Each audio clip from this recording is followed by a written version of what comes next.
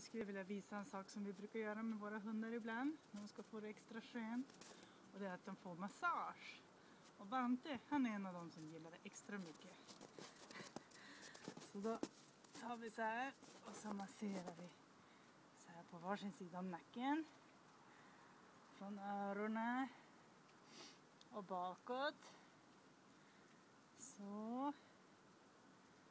Och sen tar vi så här, gör som en bulldeg av alltihopa. Visst är det skönaste av allt. Jag tror det.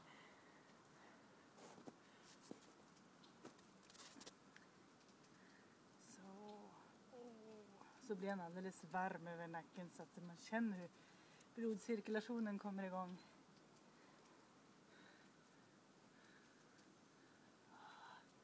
Är du redo? Ja! Bra!